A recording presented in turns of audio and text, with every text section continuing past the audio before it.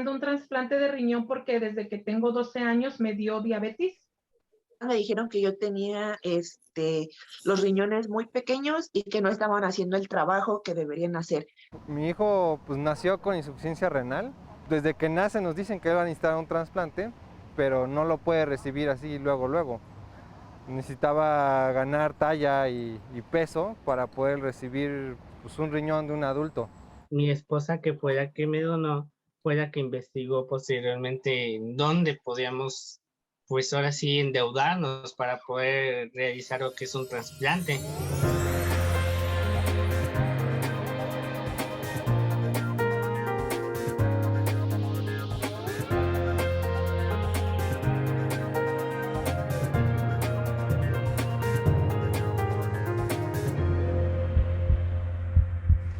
¿Has pensado que en algún momento tú o alguien a quien amas necesite ayuda desinteresada?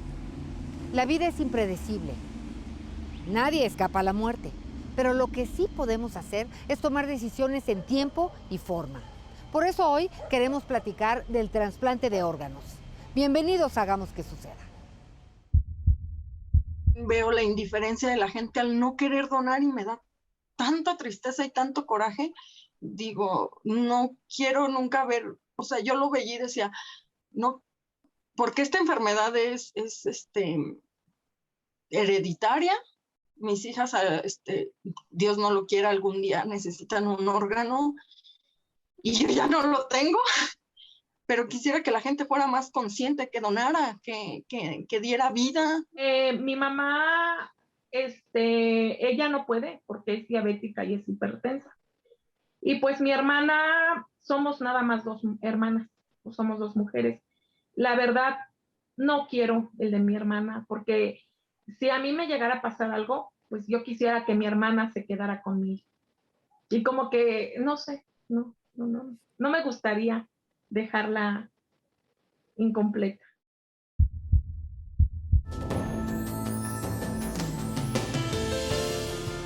En México hay 23,000 pacientes en lista de espera para recibir un órgano. La lista de órganos y tejidos trasplantables incluye pulmón, corazón, riñón, hígado, páncreas, intestino, estómago, piel, córnea, médula ósea, hueso, entre otros, siendo el riñón el órgano más trasplantado a nivel mundial. 7 de cada 10 trasplantes que se realizan en nuestro país son de riñón.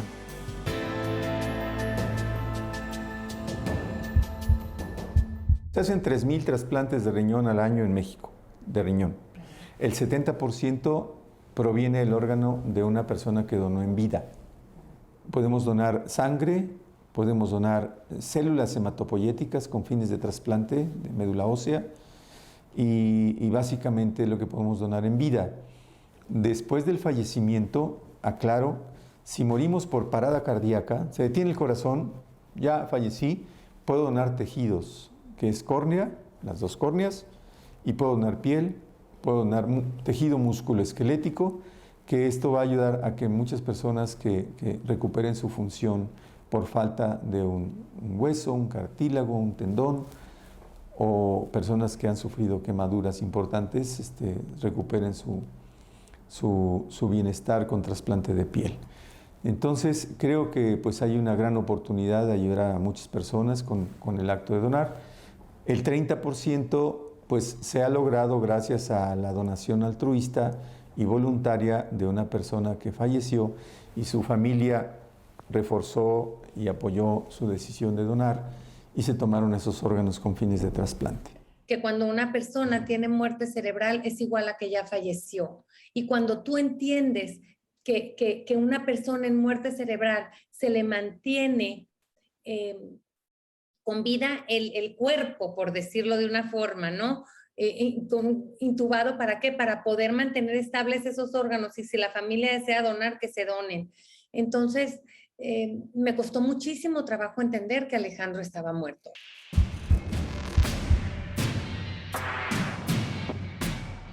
Desde principios del siglo XX, científicos experimentaron trasplantar órganos primero de animales a humanos.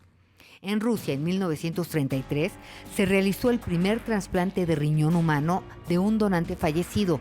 Sin embargo, la receptora murió 2 días después, porque no era compatible con su grupo sanguíneo. Los experimentos continuaron. Fue en 1954 que en Estados Unidos se realizó el primer trasplante de injerto renal en gemelos.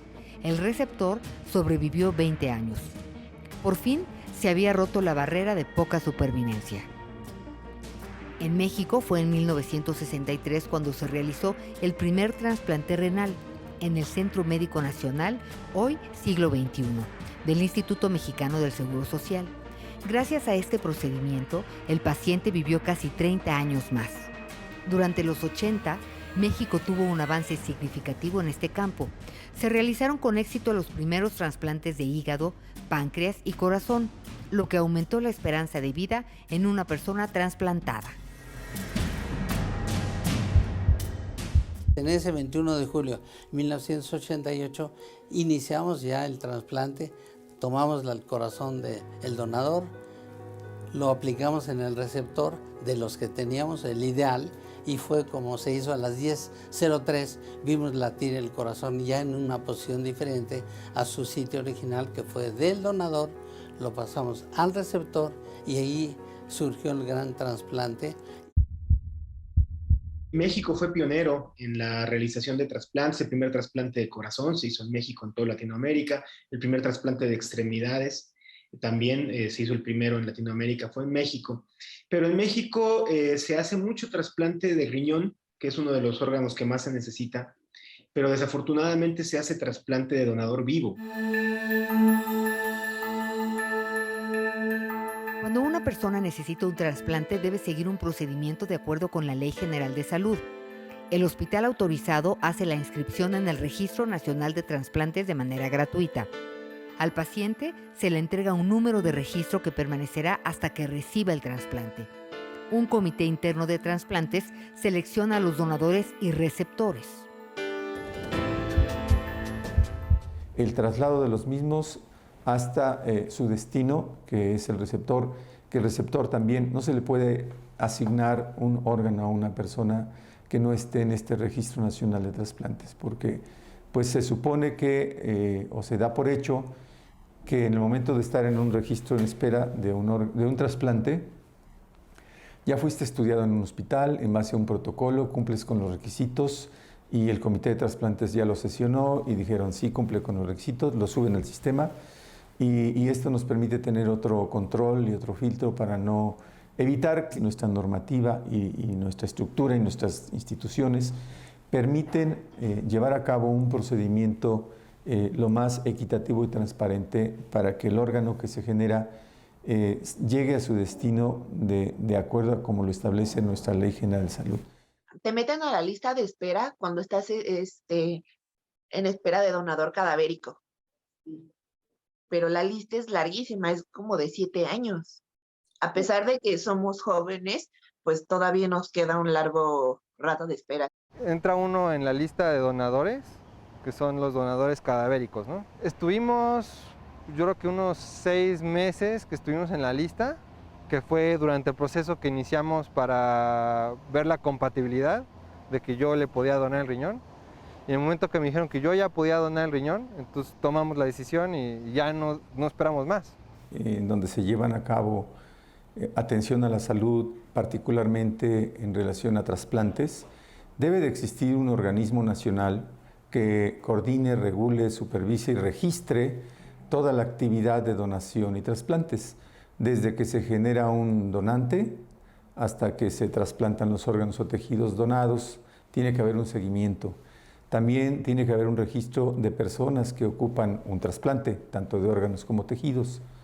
Es importante señalar y aclarar que en México no se puede llevar a cabo un proceso de donación de órganos o tejidos o trasplantes de órganos o tejidos si ese establecimiento no cumple con requisitos específicos que imparte la Secretaría de Salud a través de la COFEPRIS.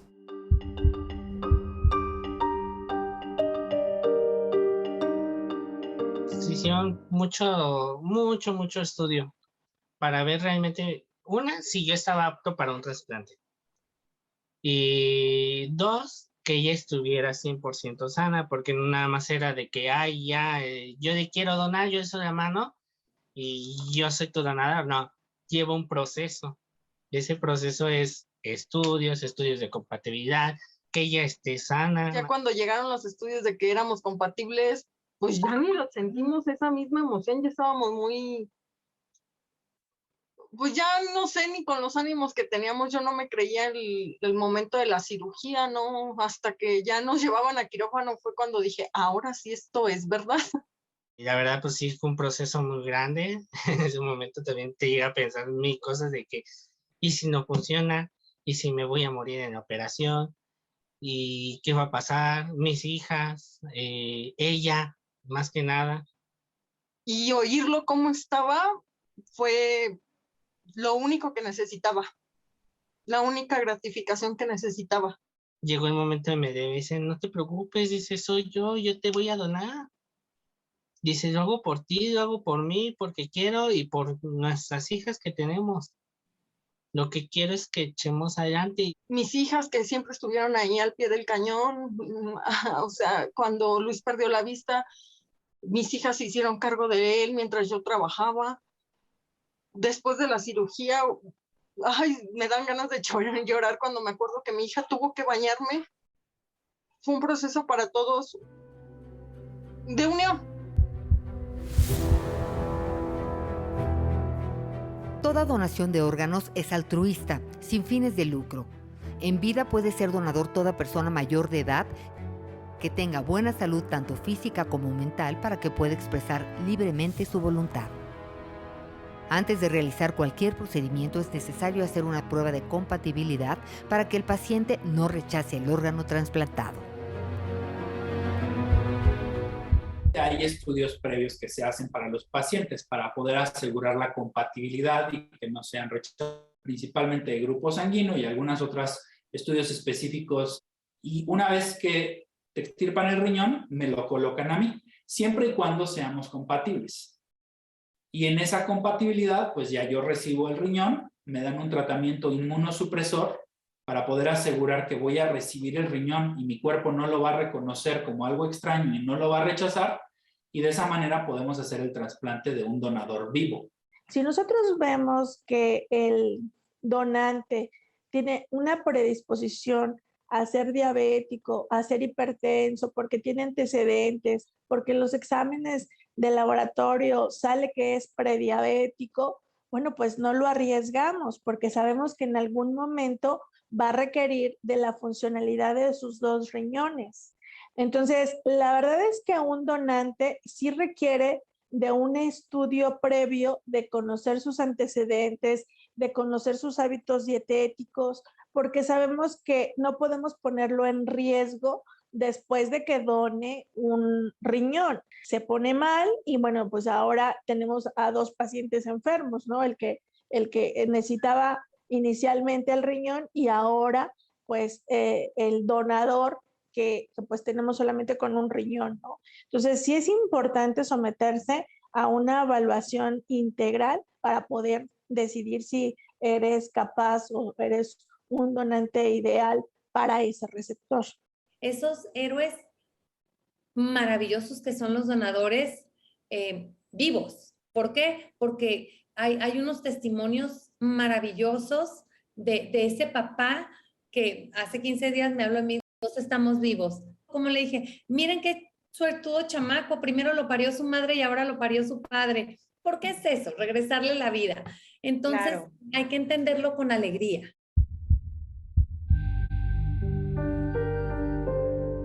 Cuando alguien pierde la vida después de los 2 años de edad, ya se considera un donador potencial.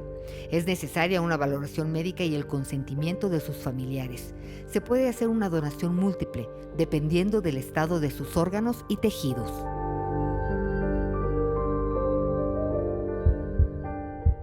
A mí me ha consolado saber que el corazón de mi hijo sigue latiendo, que sus riñones siguen aquí en esta tierra.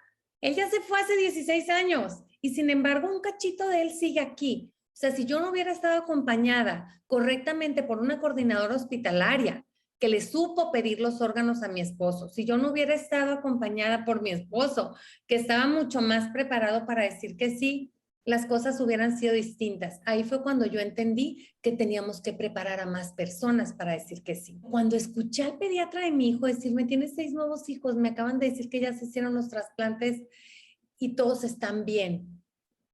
Te prometo que ahí sentí palpitar mi corazón y dije, ya sé a qué veniste. Y ya sé por qué te tenías que ir tan pronto.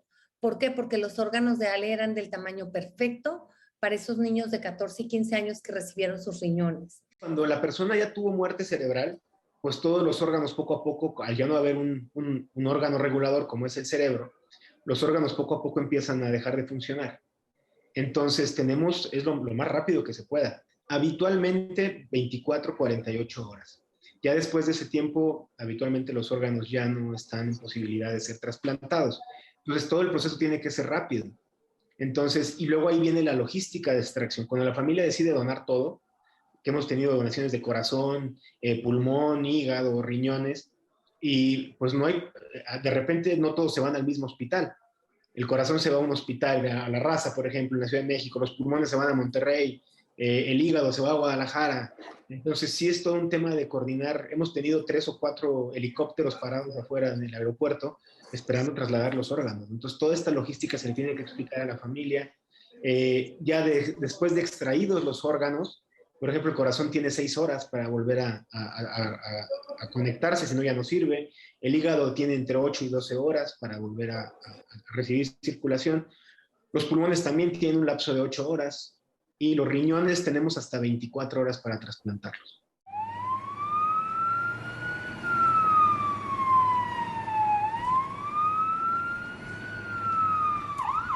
El proceso de procuración es decir, hay un paciente que tiene muerte cerebral y vamos a tener 2 riñones, vamos a tener un corazón, vamos a tener un hígado y se avisa al CENATRA, al Centro Nacional de Trasplantes, y al otro hospital que pudiera ser receptor de acuerdo a ese listado para poder activarlo y decir, tenemos unos órganos que van a ser donados en este hospital y van a ser enviados a otro hospital para poder ser trasplantados.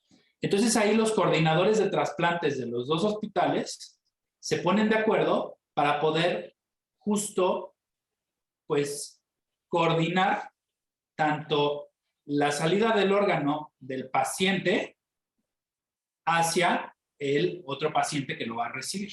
Los órganos tienen que ser preservados en soluciones especiales y en una condición de temperatura para que se mantengan entre 2 y 8 grados centígrados para que, pues, digamos, resistan el traslado. Nunca se extraen órganos si no tienen un receptor disponible. Entonces, muchas veces no hay receptores para corazón y no se extrae el corazón. Por ley, los órganos no pueden salir del territorio nacional. Entonces, si no hay receptor aquí en México, no se procede a tomar el órgano que se requiriera, ¿no? Existen asociaciones e instituciones dedicadas a la donación y trasplante de órganos que promueven y asesoran a las personas dispuestas a ser parte de este acto solidario de vida. Somos una institución de asistencia privada que nace en 2004 a raíz de la muerte de Alejandro.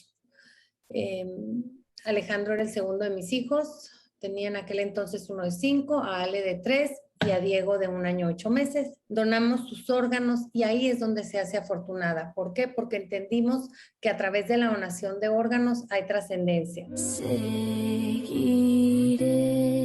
gracias a tu amor, por siempre te guardaré dentro de mi piel.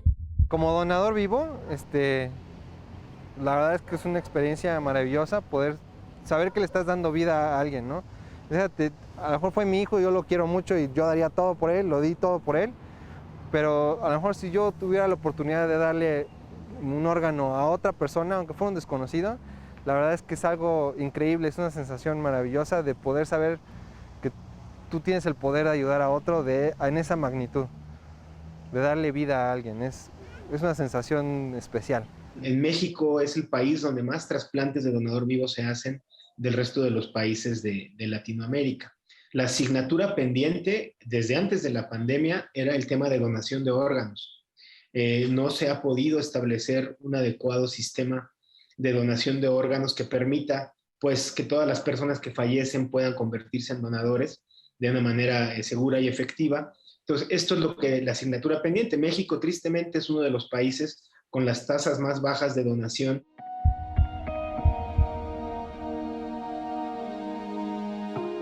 Si quieres ser donador de órganos y tejidos, puedes expresar tu deseo por escrito. En México existe la tarjeta de donación voluntaria de órganos y tejidos. La puedes obtener en la página del Senatra o en las instituciones de salud de tu entidad. Es importante comunicar a la familia el deseo de donar para que respeten tu decisión al momento de tu fallecimiento. ¿Quién puede donar? Pues que sea mayor de edad, que esté en su pleno uso de sus facultades mentales para tener esa capacidad de decisión y que sea sano y que no tenga riesgos de poder desarrollar una enfermedad a futuro. Entonces, si yo hoy en día manifiesto mi deseo de donar y lo quiero publicar en el sistema informático del Centro Nacional de Trasplantes, es muy fácil hoy día con los medios electrónicos.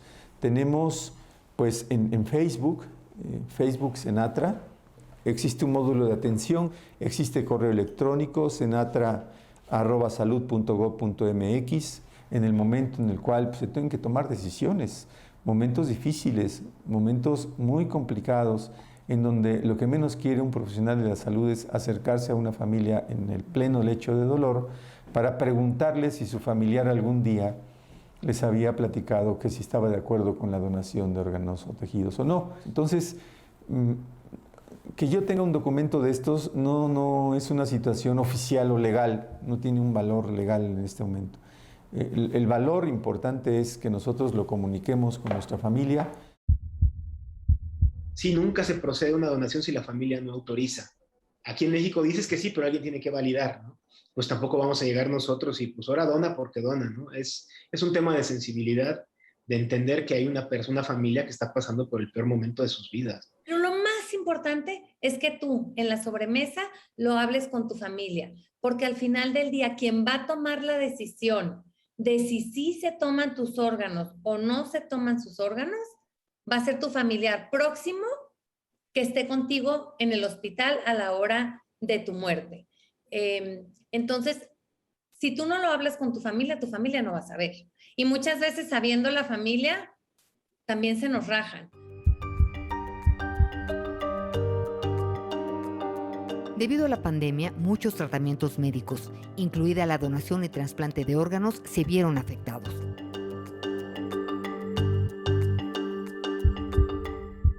Ha sido una catástrofe porque se nos cayó la donación casi a cero en el 2020 y se atendían las urgencias nacionales y algunas urgencias prioritarias de riñón y de córnea o pacientes pediátricos que si no se trasplantaban fallecían y les tenía que donar el papá o la mamá.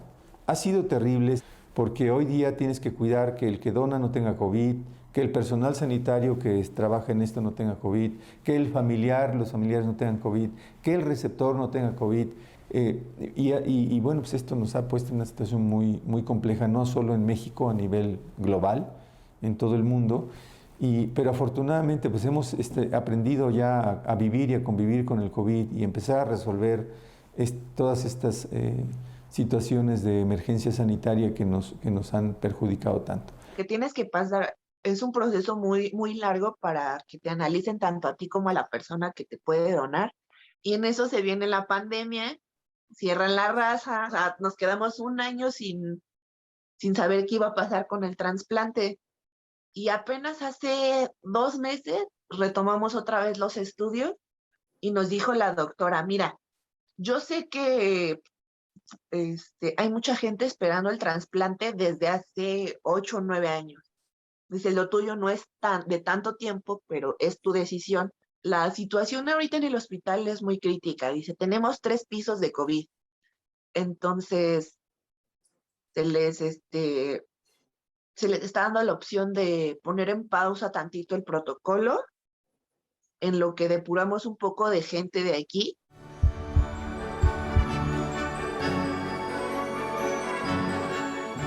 En lo que va de este año, 509 personas han donado 1.388 órganos y tejidos. Se han realizado 2.210 trasplantes.